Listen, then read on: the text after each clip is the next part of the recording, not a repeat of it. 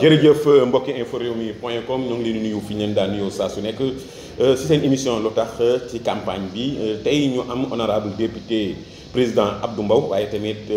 doon koo xam ni moo yor kaddu candidat Benno Bokk Yaakaar di président Macky Sall. xam ngeen ni jamono ji ñoo ngi ci campagne ñoo ngi ko fekk tey ci dëkkam di Thiès kaay benn dëkk ñaari gaar président Abdou maa ngi lay nuyu bu baax. maa ngi lay fay di nuyu ñëpp ñi nga xamante ni ñu ñuy dégloo di seetaan ci info rewmi comme ni nga ko waxee tàmbali nañ campagne bi li ñuy def rek mooy ñaan yàlla comme ni ñu ci duggee ci jàmm ñu génn ci jàmm parce que jàpp naa ne comme ni ko président de la république Macky Sall bi candidat Benno Bokk Yaakaar waxee jàmm ci la lépp xaj premier discours am bi dégg nañ ko mi ngi ñaan jàmm parce que moom nee na mi ngi ñaan ñi ma ko seqal ñu dugg si jàmm parce que moom dina wax jàmm te dina ko def. fi ñuy njëkkee rek moom mooy démb la woon ca Mbàkke nan nga jàngatee Mbàkke. waaw li ma ko jàngate rek mooy candidat Macky Sall li nga xamante ni gis nañ ko démb ci accueil bi mu am ci Mbàkke li muy wane rek mooy nit ñi tey nangu nañ ne président de la République Macky Sall li nga xamante ni digaale woon na ko ak askan bi du ma ne lépp yemb na waaye li ci ëpp yembi na. ndax nag accueil bi nga xamante ni am na Mbàkke dégg nga ñu ne ci histoire politique bu ñu ne mus na faa amit bariwul donc loolu dafa am solo te li nga xamante ni moom la ñu dëkkmal muy élection présidentielle bi am na solo boo xamante ni il faut que ñu def vraiment suñu kéem kattan pour wax Sénégalais yi waxaat leen sax laay wax réalisation yi nga xamante ni moom la président de la République ci def ci 7 années yi nga xamante ni mooy juróom-ñaari at yi nga xam ne moom la ko Sénégalais yi dénk seen politique te nag jàpp nañ ne li nga xamante ni liggéey na ko ci biir Sénégal doy na pour ñu joxaat ko beneen deuxième mandat pour mu àggale li mu doon def. nga nekk Thiès démb tamit kii di Idrissa Seck ci ñiy analyser ci wàllu politique ñëpp jàpp ni li mu fi dajale démb gëj naa am depuis 2007. waaw xam nga aussi c'est normal parce que ñoom aussi nga jàppal ne meeting national la ñu def démb coalition bi ñëpp a ñëw et c'est normal que vraiment ay coalition militant ak yooyu dajale ak moom mais en tout cas li nga xamante ni moo am mooy Idrissa moom ñoo mujj ci kawam comme ni ñu koy waxee ndax élection yi passé moo nekkoon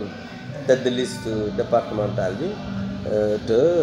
coalition bi nga xam ne mooy coalition Benno Bokk Yaakaar rawee na ko 30 000 voix donc ce qui veut dire que présentement majorité bi nga xam ne moo nekk biir tey Thiès Benno Bokk Yaakaar la te loolu dañuy ñaan yàlla confirmer ko ci élection présidentielle yi parce que ñi ngi liggéey ci loolu suba woon ku dégg bëccëg. président bi muy wax ni nañu moytu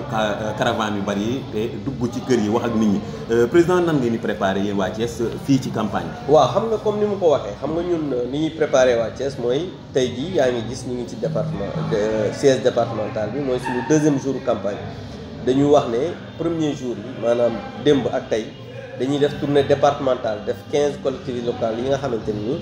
moom moo nekk ci biir département bu ñu paree nag ku ci nekk dem ci sa gox. continuer liggéey bi def porte à porte waxtaan ak sénégalais yi ak sénégalais yi wax leen li nga xamante ni moom mooy mébétu président li nga xamante ni jot na ko fay def parce que comme ni ma ko waxee ñun à Thiès ici démb premier jour bi dañu def Touba Toul Ngoundiane Ndiéyène Sirakh def Xombol ak Fandène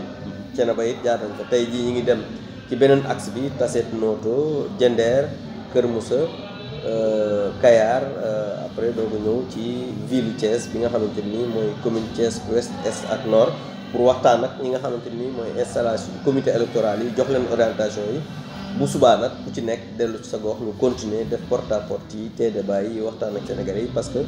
comme ni ma la ko wax président de la République dafa am un bilan parce que tey jii boo xoolee sur le plan social am na bilan sur le plan des infrastructures am na bilan sur le plan de l'éducation am na bilan lépp loo xamante ni tey jii mën nañ ci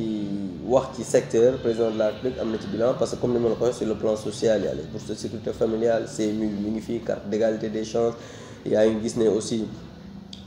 y a sur le plan aussi de l'éducation mooy élémentaire comme supérieur Thiès tey jii am na mën nañu wax ne ville universitaire la parce que ñu ngi fiy tabax ISEP am na ENO université de Thiès tey jii c'est devenu une réalité et sur le plan aussi des infrastructures ñun on a bénéficié de beaucoup de choses même ay routes yoo xam ne Promoville defar na ko ci dëkk bi sur le plan aussi des infrastructures yaa ngi gis Ila Touba non seulement dafa traverser Thiès mais da nga gis Thiès AIBD nga xamante ni tey jii pour ñëw Thiès nekkatul problème boo xamante ni mën nañ ci wax noonu donc tey jii stade Lat Dior ñi ngi wax ne même prochain match su Sénégal fii lañ koy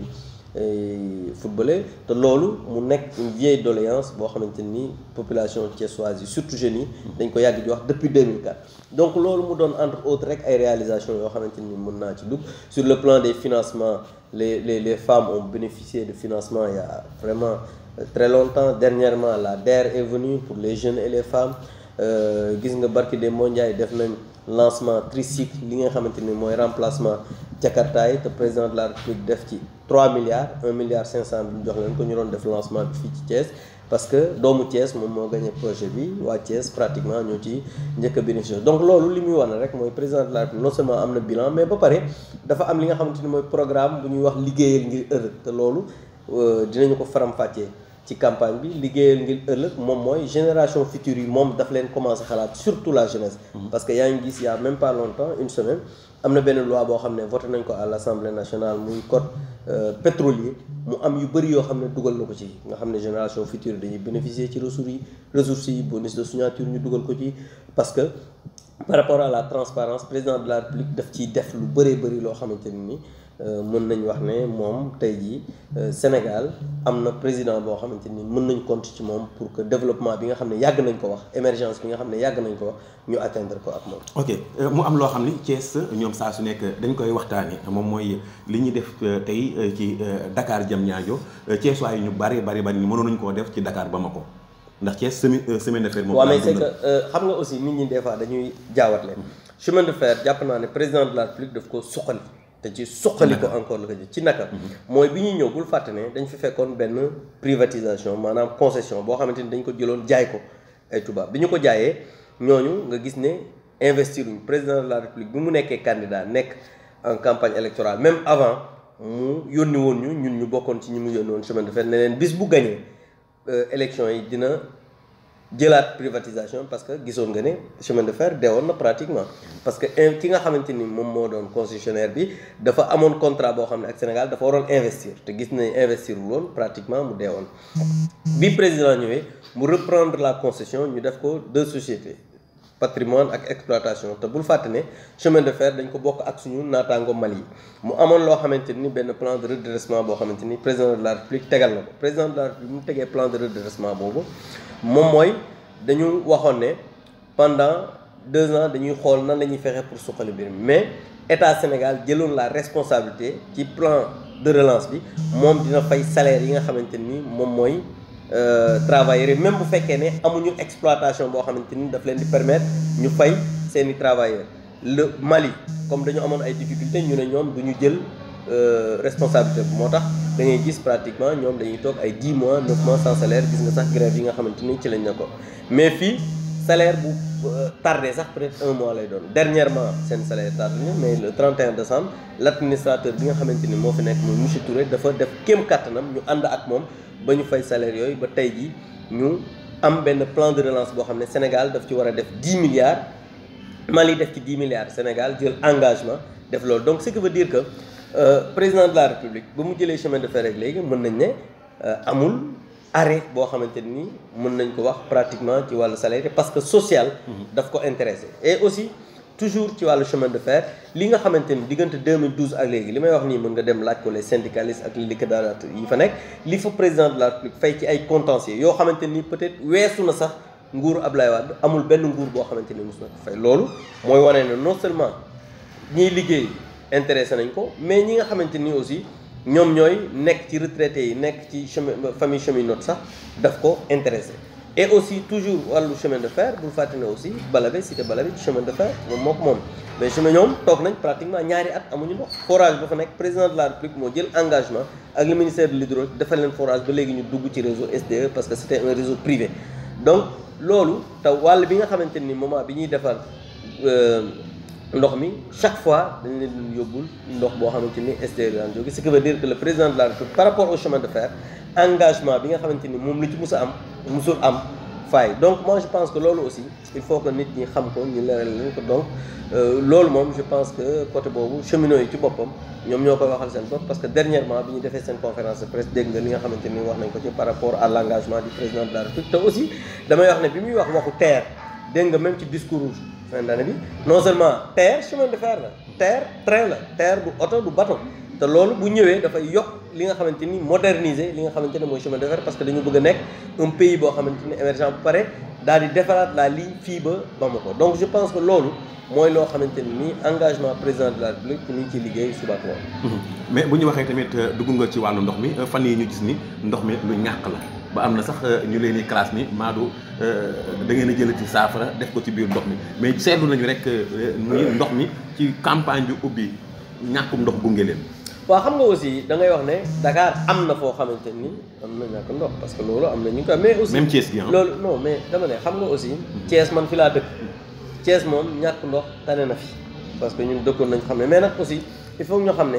état bu dee dox réew bu dee dox dafa am souvent ay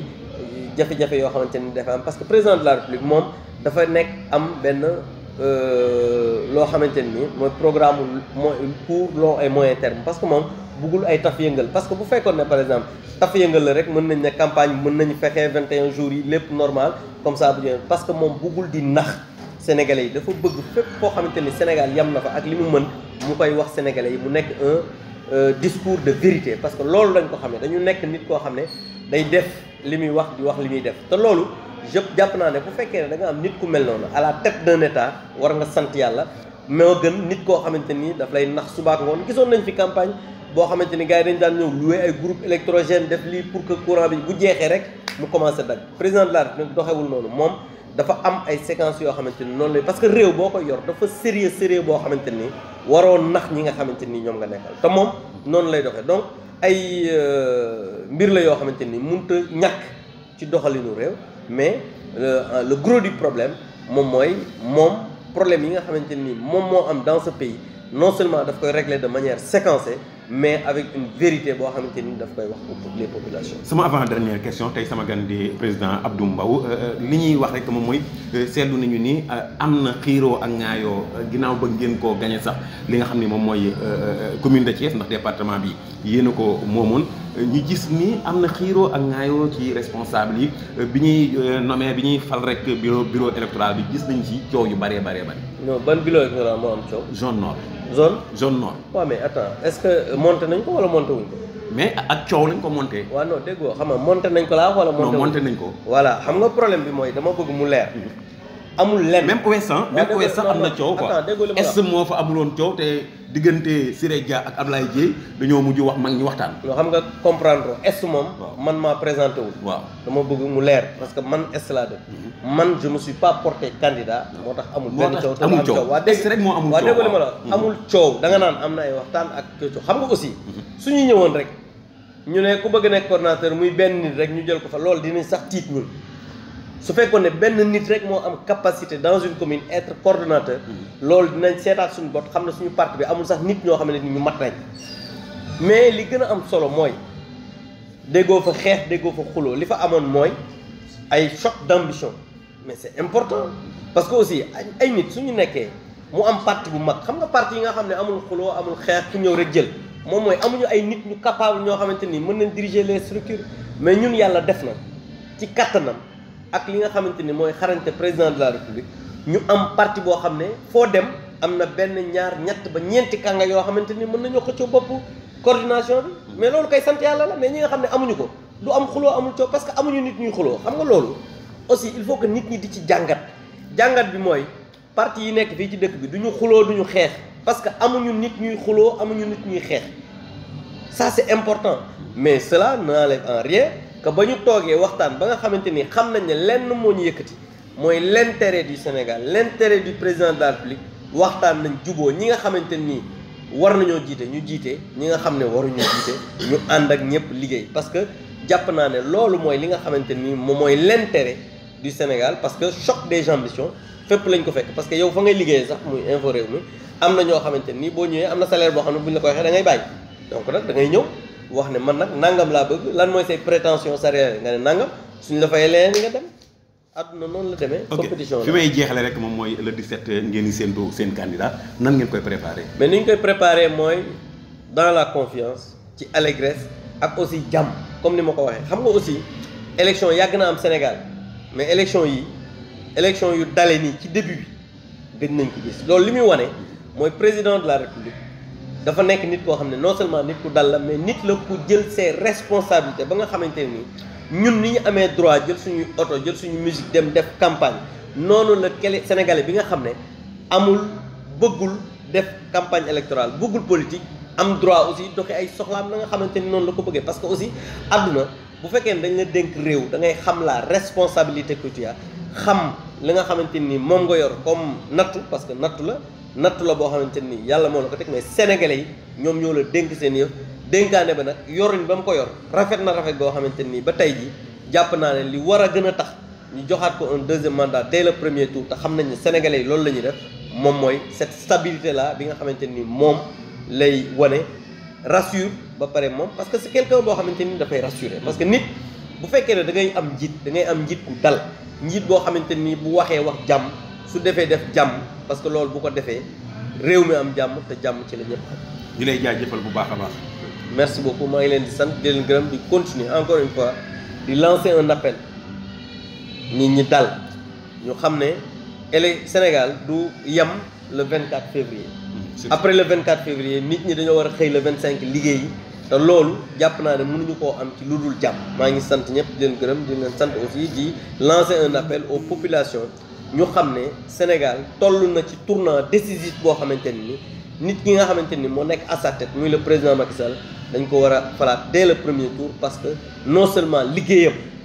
wane na ko mais aussi mébét yi mu am war na ko aussi sabab.